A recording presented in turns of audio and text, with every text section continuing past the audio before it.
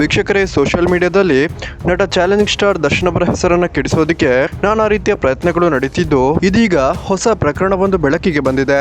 ಹೌದು ವೀಕ್ಷಕರೇ, ನಟ ದರ್ಶನ್ ಅವರ ಹೆಸರಲ್ಲಿ ಖದೀಮರು ಕಿಡಿಗೇಡಿತನವನ್ನ ಮಾಡಿದ್ದು ಮತ್ತೆ ನಟ ದರ್ಶನ್ ಅವರ ಹೆಸರನ್ನ ಹಾಳು ಮಾಡೋದಕ್ಕೆ ಪ್ರಯತ್ನ ಪಟ್ಟಿದ್ದಾರೆ ಅಂತಾನೆ ಹೇಳ್ಬೋದು. ಹೌದು ವೀಕ್ಷಕರೇ, ನಮ್ಗೆಲ್ಲರಿಗೂ ಕೂಡ ಗೊತ್ತಿರೋ ಹಾಗೆ ಈಗಾಗಲೇ ನಟ ದರ್ಶನ್ ಅವರು ಜೈಲಲ್ಲಿದ್ದು ಯಾವುದೇ ರೀತಿಯ ಸಿನಿಮಾಗಳನ್ನ ಮಾಡ್ತಿಲ್ಲ. ಆದ್ರೆ ನಟ ದರ್ಶನ್ ಪತ್ನಿ ವಿಜಯಲಕ್ಷ್ಮಿ ದರ್ಶನ್ ಹೊಸ ಸಿನಿಮಾವನ್ನ ಮಾಡ್ತಿದ್ದಾರೆ ಅಂತ ಕಾಸ್ಟಿಂಗ್ ಕಂಪನಿಯೊಂದು ಸಾಮಾಜಿಕ ತಾಣಗಳಲ್ಲಿ ತಮ್ಮ ಒಂದು ಪೋಸ್ಟ್ ಅನ್ನ ವೈರಲ್ ಮಾಡಿದ್ದು, ತೂಗುದೀಪ ಪ್ರೊಡಕ್ಷನ್ ಅಡಿಯಲ್ಲಿ ಯಾರಾದ್ರೂ ನಟ ನಟಿಯರು ನಟಿಸೋಕೆ ಇಷ್ಟಪಟ್ಟಲ್ಲಿ ಈ ನಂಬರ್ಗೆ ಕಾಂಟ್ಯಾಕ್ಟ್ ಮಾಡಿ ಅಂತ ಹೇಳಿ ನಂಬರ್ ಅನ್ನ ಕೊಟ್ಟು ಫೇಕ್ ಆಡಿಷನ್ ಮತ್ತು ಕಾಸ್ಟಿಂಗ್ ಅನ್ನ ನಡೆಸಿದ್ದು, ನಟ ದರ್ಶನ್ ಅವರ ಪ್ರೊಡಕ್ಷನ್ಗೂ ಇದಕ್ಕೂ ಯಾವುದೇ ರೀತಿಯ ಸಂಬಂಧ ಇಲ್ಲ ಅಂದ್ರು ದರ್ಶನ್ ಅವರ ಹೆಸರನ್ನ ಇದಕ್ಕೆ ಟ್ಯಾಗ್ ಮಾಡಲಾಗ್ತಿದ್ದು, ಹೆಚ್ಚಿನವರು ಇದನ್ನ ನೋಡಿನೇ ಫೇಕ್ ಅಂತ ಕಮೆಂಟ್ ಗಳನ್ನ ಕೂಡ ಹಾಕಿದ್ದು, ಇನ್ನು ಕೆಲ ಮುಗ್ಧರು ಇದನ್ನೇ ನಂಬಿ ಈ ಒಂದು ಕಾಸ್ಟಿಂಗ್ ಗೆ ದುಡ್ಡನ್ನು ಹಾಕಿದ್ದಾರೆ.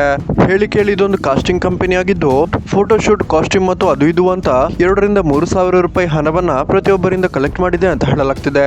ಯಾವಾಗ ಈ ಸುದ್ದಿ ವೈರಲ್ ಆಯ್ತು, ತನ್ನ ವಾಟ್ಸ್ಆಪ್ ಅಕೌಂಟ್ ಮತ್ತು ತಮ್ಮ ಇನ್ಸ್ಟಾಗ್ರಾಮ್ ಪೇಜ್ ಅನ್ನು ಕೂಡ ಇನ್ಸ್ಟಾಗ್ರಾಮ್ ನಿಂದ ಡಿಲೀಟ್ ಮಾಡಿದೆ ಅಂತಾನೆ ಹೇಳ್ಬೋದು.